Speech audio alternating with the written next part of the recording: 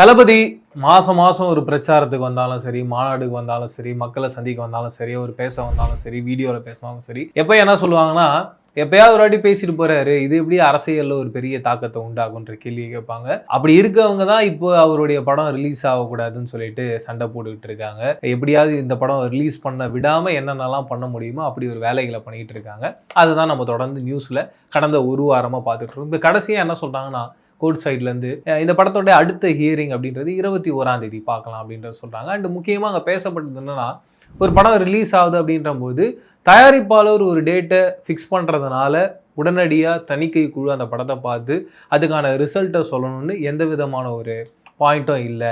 அப்படி ஒரு rules and ரெகுலேஷன்ஸும் கிடையாது. நீங்கள் எதுக்கு அதை இன்சஸ்ட் பண்ணிக்கிட்டே இருக்கீங்க? அதாவது பார்த்தீங்கன்னா, தயாரிப்பு குழுவை பார்த்து கோர்ட்டு கேட்குறாங்க, நீங்கள் ஏன் தொடர்ந்து வலியுறுத்திக்கிட்டே இருக்கீங்க, உடனடியாக சொல்லுங்கள், உடனடியாக கொடுங்கன்னு. அப்படிலாம் நீங்கள் கேட்கக்கூடாது அப்படின்ற ஒரு வாதத்தை வைக்கிறாங்க. எனக்கு என்னென்னா, எனக்கு தெரிஞ்ச வரைக்கும் பல வருஷங்களாக தொடர்ந்து ஒரு படம், ஒரு சில படங்கள், அதாவது பார்த்தீங்கன்னா இந்த பழைய காலத்து படங்கள்லாம் டெஃபினட்டாக ரிலீஸ் டேட்டை சொல்லிட்டு தான் படத்தோடைய ஷூட்டிங்கே ஆரம்பிப்பாங்க. அதுக்கு அடுத்தடுத்த காலகட்டத்தில் வந்த படங்கள்லாம் எப்படி இருந்துச்சுன்னா, ரிலீஸ் டேட் ஒன்று சொல்லுவாங்க, பட் ரிலீஸ் டேட் மாறினதையும் நம்ம பார்த்துருக்கோம். அதுக்கு பல்வேறு காரணங்கள் இருக்கலாம். பட் இந்த படத்தை பொறுத்த வரைக்கும் அவங்க என்ன சொல்கிறாங்கன்னா, படம் ரெடி ஆயிடுச்சு, தணிக்கை குழு பார்க்கவும் செஞ்சுட்டாங்க, பார்க்கலன்னா கூட இந்த ஜனநாயகன் குழு வந்து பயங்கரமாக அவங்கள வந்து தொல்லை பண்ணுறாங்க, படத்தை பார்த்தே ஆகணும் அப்படின்ற மாதிரி ப்ரெஷர் பண்ணால் கூட ஒரு பாயிண்ட் இருக்குது. ஆனால் அவங்க என்ன சொல்கிறாங்கன்னா, படத்தை பார்த்து முடிச்சிட்டாங்க, இருந்தாலும் ஒரு டைம் எடுத்து இதுக்கான நீதியை நாங்கள் தருவோம் அப்படின்ற மாதிரி சொல்கிறாங்க. அண்டு பொங்கல் அன்னைக்கு ஒரு படம் ரிலீஸ் ஆகுது அப்படின்றபோது அந்த படத்தோட பாக்ஸ் ஆஃபீஸ் கலெக்ஷன் நார்மலாகவே பயங்கரமாக எகிரும். இன்னும் அது விஜய் சார் படம் அப்படின்றது இன்னும் அது into 3 into 5 அப்படின்ற ஒரு ரேஞ்சுக்கு போகும். அப்போ பாக்ஸ் ஆஃபீஸ் நம்பர்ஸ்ன்றது பயங்கரமாக இருக்கும். அப்படி ஒரு விஷயம் நடந்ததுன்னா அது இன்னும் அவருக்கு பெரிய ப்ளஸ்ஸாக இருக்குன்ற மாதிரி யோசிச்சு அது அப்படி நடக்க விட வேண்டாமே அப்படின்றதுக்காகவே தொடர்ந்து இப்படிலாம் நடந்துக்கிட்டு இருக்கிறதா நிறைய பேர் பேசுகிறாங்க. பொதுமக்களாக நம்மளாக அதை பார்க்கும்போது நமக்கும் அப்படி தான் தோணுது. அண்டு ரெண்டாவது பாயிண்ட் என்னன்னு பார்த்தீங்கன்னா, இதுக்கு முன்னாடிலாம் என்ன சொல்லிட்டு இருந்தாங்கன்னா, படம் 9ஆம் தேதி ரிலீஸ் ஆகுது அப்படின்ற பட்சத்தில் இன்னைக்கு வந்துடும், நாளைக்கு வந்துடும், தள்ளி வச்சு ஒரு கட்டத்துக்கு மேலே என்ன சொன்னாங்கன்னா, பொங்கல் அன்னைக்கு ரிலீஸ் ஆகிறதுக்குன்னா வாய்ப்பு இருக்கு. இதுக்கு முன்னாடி ஒரு ஜட்ஜு பேசியிருந்தாங்க. அவங்களும் என்ன சொன்னாங்கன்னா, படத்துக்கு UA சர்டிஃபிகேட் தந்துடுங்க, படத்தை ரிலீஸ் பண்ணுறதுக்கு எதுக்கு தடை விதிச்சுட்டு இருக்கீங்க, படத்தை ரிலீஸ் பண்ணுங்க அப்படின்ற மாதிரி சொல்லியிருந்தாங்க.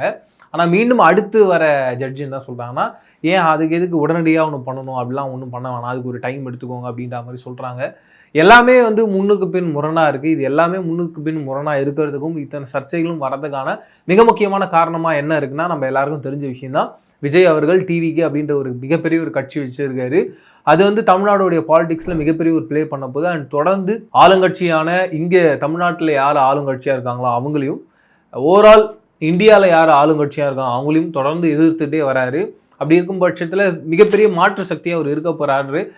அவர் அப்படி ஒரு மாற்று சக்தியாக வந்துடக்கூடாது. சப்போஸ் அவருக்கு அப்புறமா அப்படி யாராவது மாற்று சக்தியாக வரணும்னு நினச்சா கூட இப்போ ஏற்பட்ட சம்பவங்கள்லாம் அவங்களுக்கு ஞாபகம் இருக்கணும் அப்படின்றதுக்காக ஒரு பெரிய பிளான் நடந்துகிட்டு இருக்கு, பெரிய சம்பவங்கள் நடந்துகிட்டு இருக்குன்ற மாதிரி தான் மக்கள் இங்கே பார்த்துக்கிட்டு இருக்காங்கன்ற ஒரு எண்ணம் இருக்குது. இதெல்லாம் ஒரு பக்கம் இருக்கட்டும். என்னை பொறுத்தவரைக்கும் என்னென்னா, என்னதான் நீங்கள் இந்த மாதம் ரிலீஸ் பண்ணுங்கள், அடுத்த மாதம் ரிலீஸ் பண்ணுங்கள், அடுத்த வருஷமே ரிலீஸ் பண்ணுங்கன்னு சொன்னாலும், எப்போ ரிலீஸ் ஆனாலும் ஜனநாயகன் அப்படின்றது எல்லா தளபதி ஃபேன்ஸுக்கும் ஒரு ஐகானிக் படமாகவும், அந்த திரைப்படத்தை வந்து ஓவராலாக தமிழக மக்களே கொண்டாட போகிறாங்கன்றதுல சந்தேகமே இல்லாத ஒரு இடத்துல தான் அந்த படம் இருக்குன்றதையும் டவுட்டே இல்லைன்ற மாதிரி தான் எனக்கு இருக்குது. ஏன்னா படத்தில் வந்து நீங்கள் எல்லாரும் ஒரு படமாக பார்க்கலாம் ஜனநாயகன் அப்படின்றது. ஆனால் தமிழ் ரசிகர்களை பொறுத்த வரைக்கும் அது அதையும் தாண்டி ஒரு எமோஷனாக இப்போ மாற்றிட்டாங்கன்ற ஒரு ஃபீல் தான் எனக்கு இருந்து. ஃபர்ஸ்ட் ஆஃப் ஆல் அதில் வந்து விஜயானாவுடைய கடைசி படம்னும் போது அது ரொம்ப எமோஷனலாக இருந்தது ஃபேன்ஸுக்கெலாம். இது என்னென்னா, தமிழ்நாட்டு மக்களுக்கே எமோஷனலான ஒரு படமாக ரிலீஸ்க்கு முன்னாடியே ஜனநாயகன் மாறிடுச்சு. ஏன் இந்த படத்துக்கு இத்தனை பிரச்சனை, இத்தனை தொல்லை, இத்தனை ப்ரெஷர்? ஏன் இதுக்கு முன்னாடி எத்தனையோ படங்கள் இருந்திருக்கு, அந்த படங்கள்லாம் கூட பிரச்சனை வந்திருக்கு, பட் அதை எல்லாத்தையுமே கடந்து விஜயனா வந்திருக்காங்க. ஆனால் இந்த படத்துக்கு எப்படி இருக்குன்னா, ஆஃப்டர் தலைவா அதை விட மிகப்பெரிய ஒரு ப்ரெஷருக்குள்ளே இந்த படம் இருக்கோ அப்படின்ற ஒரு எண்ணம் வருது. நிறைய தலைவர்கள்லாம் கூட பேசுகிறாங்க, இதுக்கு முன்னாடி கூட தலைவாக்கெலாம் அப்படி வந்திருக்கு, அப்போ விஜய் சார் எப்படி பேசினார், இப்போ எப்படி பேசுகிறாரு, இப்போ எப்படி அவர் இருக்காருன்னு. எல்லாருக்குமே ஒரு காலகட்டம் வரும், எல்லாருமே அடுத்தடுத்த நிலைக்கு போவாங்க, எல்லாருக்கும் ஒரு ஃப்ரெண்ட்ஸுன்னு ஒரு ஜோன் வருவாங்க, அவங்களுடைய பவர் முன்னாடி விட நாளுக்கு நாள் அதிகரிச்சுக்கிட்டே இருக்கும். அப்படி தான் விஜயண்ணாவுடைய குரோத்தையும் எல்லாரும் பார்க்குறாங்க. அப்போ விஜயண்ணாவுடைய இருந்த இடம்ன்றது வேற, இப்போ விஜயண்ணா இருக்கிற இடம்ன்றது வேற. அவருக்கு பின்னாடி ஒரு மிகப்பெரிய ஒரு மக்கள் சக்தி, ஒரு தமிழ்நாடே இருக்குன்ற ஒரு எண்ணத்தை மிக முக்கியமாக இந்த ஜனநாயகன் பிரச்சனை வந்ததுக்கு அப்புறமா எல்லாருக்குமே அது ஒரு கண்கூடான ஒரு விஷயமா தெரிய வருது. சரி, ஜனநாயகன் படத்துக்கு பிரச்சனை பண்றாங்க, மற்ற படத்துக்கு எதுவும் பிரச்சனை இல்லையான்னு பார்த்தீங்கன்னா பராசக்திக்கும் பிரச்சனை இருக்குன்றத சொல்றாங்க. அந்த படத்துல தீ பரவட்டும் அப்படின்ற டைலாக் வருது, அதை மியூட் பண்ணுங்க, ஏகப்பட்ட பாயிண்ட்ஸ் வச்சிருக்காங்க. இதெல்லாமே வந்து சென்ட்ரல் கவர்மெண்ட்டுக்கு எதிரான ஒரு பாயிண்ட்ஸா இருக்குது, வெளியே வரக்கூடாதுன்ற மாதிரி பேசிக்கிட்டு இருக்காங்கன்ற மாதிரிலாம் சொல்றாங்க.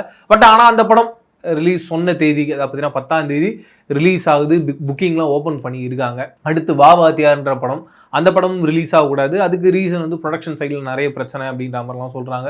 ஓவரால் அந்த படத்துக்கே ஏலத்துக்கு கொண்டு வரணும் அப்படின்ற மாதிரிலாம் சொல்கிறாங்க. நீங்கள் யோசிச்சு பாருங்க, ஒரு படத்தை ஏலத்துக்கு கொண்டு வரதெல்லாம் வந்து எனக்கு தெரிஞ்சு என் லைஃப்பில் நான் இது வரைக்கும் பெரிய அளவில் கேள்விப்படல. இது எனக்கு ரொம்ப ஷாக்கிங்காகவும் சர்ப்ரைசிங்காகவும் இருக்குது. தொடர்ந்து ஒரு சினிமா அப்படின்ற இண்டஸ்ட்ரி மேலே மிகப்பெரிய அளவில் பாலிடிக்ஸ் உள்ளே வந்து அவங்க ஒரு பெரிய ப்ளே பண்ணுது. அதுக்கப்புறம் சினிமாவில் இருக்கவங்களாம் ஏன் பாலிடிக்ஸில் வராங்கன்ற கேள்வியை கேட்குறாங்க. பாலிடிக்ஸ் சினிமாக்குள்ளே வராமல் இருந்தால் சினிமாவில் இருக்கவங்க ஏன் பாலிடிக்ஸ் வரப்போகிறாங்கன்றது தான் என்னோட கேள்வியாக இருக்குது. இப்போ புதுசாக ஒரு குரூப் கிளம்பியிருக்கு. அவங்க என்ன சொல்கிறாங்கன்னா, ஜனநாயகன் படமாக இருக்கட்டும், பராசக்தி படமாக இருக்கட்டும், 2 படத்துக்குமே இவ்வளோ தடைகள் வரதுக்கு காரணமே அவங்க தான் அப்படின்ற சொல்கிறாங்க. அதுக்கு பாயிண்ட்டாக என்ன சொல்கிறாங்கன்னா, இப்போ விஜய் அவர்கள் வந்து டிவிகே கட்சியில் இருக்காரு. அந்த கட்சி ஆரம்பிச்சிருந்து எல்லாரும் என்ன சொல்கிறாங்கன்னா, அதுக்கு பின்னாடி பிஜேபி இருக்குது. அவரே வந்து பிஜேபிகிட்ட சொல்லி இந்த மாதிரி என் படத்துக்கு பிரச்சனையை உண்டாக்குங்க, அப்போ தான் வந்து நான் இன்னும் பெரிய அளவில் ஃபேமஸ் ஆவேன், கண்டிப்பாக இங்கே இருக்க ஆளுங்கட்சிகள் வந்து இந்த படத்தை சீண்ட மாட்டாங்க, அப்படி சீண்டாமல் இருந்தாங்கன்னா மக்கள் மத்தியில் ஒரு கிரேஸ்லாம் உண்டாகாது. அப்படி இருக்கும் பட்சத்தில் நீங்கள் என்ன பண்ணுங்கள், இந்த படத்தை பிரச்சனையை உண்டாக்கி எந்த அளவுக்கு அது மேலே ஒரு ப்ரெஷர் போடணும், ப்ரெஷர் போட்டு அதுக்கப்புறம் இந்த படத்தை ரிலீஸ் பண்ணிங்கன்னா பிளாஸ்ட் அப்படின்ற மாதிரி இருக்கும் அப்படின்ற மாதிரிலாம் பேசுகிறாங்க. நீங்கள் சொல்லுங்கள், ஒருத்தவங்க 500 கோடி ரூபாய் இன்வெஸ்ட் பண்ணியிருக்காங்க, அதில் போய் ஒருத்தவங்க மனசாட்சியே இல்லாமல் இப்படி விளையாடுவாங்களா?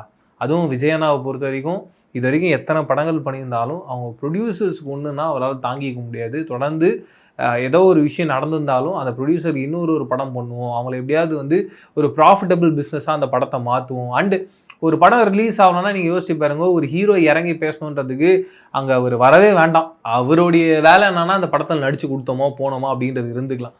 அதுக்கு மிகப்பெரிய எக்ஸாம்பிள் தலைவா படம் வந்து ரிலீஸ் ஆகாத போது அங்கே விஜயண்ணா எவ்வளோ கஷ்டப்பட்டாங்கன்றதை நம்ம பார்த்தோம். ஒரு ஹீரோவாக எந்த அளவுக்கு இறங்கி ஒரு படத்தை வெளியில் ரிலீஸ் பண்ண வைக்கணும், கண்டிப்பாக அந்த ப்ரொடியூசருக்கு ஒரு லாபகரமான ஒரு படமாக வரணுன்றதுக்காக ஒரு ஹீரோ எஃபர்ட் போடுவாருன்றதுக்கு ஒரு பெரிய எக்ஸாம்பிள் தலைவா. அதனால் இந்த சோஷியல் மீடியாவில் வாய் இருக்குன்றதுக்காக என்ன வேணால் உருட்டுவாங்க, அதெல்லாம் தயவு செஞ்சு நம்பாதீங்க. வெறும் இந்த படத்துக்கு மட்டும் இல்லை, சிவானாகும் அப்படி தான் பண்ணுறாங்க. என்ன சொல்கிறாங்கன்னா, நம்ம பராசக்தி படத்தை பொறுத்த வரைக்கும் அங்கே படத்தில் எந்த விதமான பிரச்சனையும் இல்லை, சும்மாவே வந்து பிஜேபி வந்து இந்த படத்தை எதிர்க்கிறாங்க அப்படின்ற மாதிரி டிஎம்கே ஒரு விஷயத்தை கிரியேட் பண்ணுறாங்க. அந்த கிரியேட் பண்ணுறதுனால இப்படி ஒரு சர்ச்சையாக வருது. அதுவும் ஜனநாயகனுக்கும் பிரச்சனை இருக்குது, பராசக்திக்கும் பிரச்சனை இருக்குன்னா அப்போ 2 படத்து மேலேயும் ஒரு பெரிய எதிர்பார்ப்பு இருக்கும். 2 படத்துக்கும் ஆடியன்ஸ் ஒரு பெரிய அளவில் சப்போர்ட் பண்ணுவாங்க. 2 படத்துக்கும் வந்து ஒரு சின்ன ஒரு மனசுக்குள்ளே வந்து இவங்க படத்தை ரிலீஸ் பண்ணுறதுக்கு இவ்வளோ பிரச்சனை பண்ணுறாங்களே, அப்போ கண்டிப்பாக இவங்களுக்கு ஓட்டு போடலாம் அப்படின்றத மக்கள் யோசிப்பாங்க. அதன் காரணமாக இப்படி ஒரு பிரச்சனையை கிரியேட் பண்ணுறாங்களாம் சொல்கிறாங்க. 2 தரப்புக்குமே என்ன சொல்கிறாங்கன்னா, 2 பேருமே உண்மையாகவே ஒரு பிரச்சனையில் இருக்காங்க, 2 பேருக்குமே ஒரு பெரிய ப்ரெஷரில் இருக்காங்க. அதில் வந்து கற்பனையாக அவங்க மனசில் நினச்சிக்கிட்டு அவங்களா இந்த பிரச்சனையை கிரியேட் பண்ணுவான்னு ஒரு பாயிண்ட் ஒன்று வைக்கிறாங்க. எனக்கு தெரிஞ்சு அவங்களுக்கு தான் மனசாட்சி இல்லையோன்ற ஒரு எண்ணம் எனக்கு தோணுச்சு. தயவு செஞ்சு அப்படிலாம் யாராவது சொன்னாங்கன்னா அதை ஸ்கிப் பண்ணிவிட்டு அடுத்த வேலையை பாருங்கள். டுவர்ட்ஸ் தி எண்டில் எனக்கு என்னென்னா, ஜனநாயகன் எப்போ ரிலீஸ் ஆனாலும் அன்றைக்கி தான் அது பொங்கல், அன்றைக்கி தான் தீபாவளி, அன்றைக்கி தான் மக்களுடைய மிகப்பெரிய ஒரு திருவிழாவாக இருக்க போகுதுன்ற மாதிரி தான் நான் எதிர்பார்த்துட்ருக்கேன். ஓவராலாக இந்த வீடியோவை முடிக்கும் போது நம்ம எல்லாருமே வந்து இப்போ கஷ்டத்தில் இருக்கலாம், யோசிக்கலாம், இப்படி ஆயிடுச்சுன்னு சொல்லிட்டு ஃபீல் பண்ணலாம். அடுத்து ஒரு பெரிய செலிப்ரேஷனுக்குள்ளே போக போகிறோம், அது ஜனநாயகன் திருவிழா. அதில் நம்ம சந்திப்போம். நீங்கள் மறக்காமல் நம்ம சேனலை சப்ஸ்கிரைப் அண்ட் பெல் ஐக்கானை ப்ரெஸ் பண்ணுங்கள். வேறு ஒரு வீடியோவில் சந்திக்கிறேன். அது வரைக்கும் நன்றி, வணக்கம்.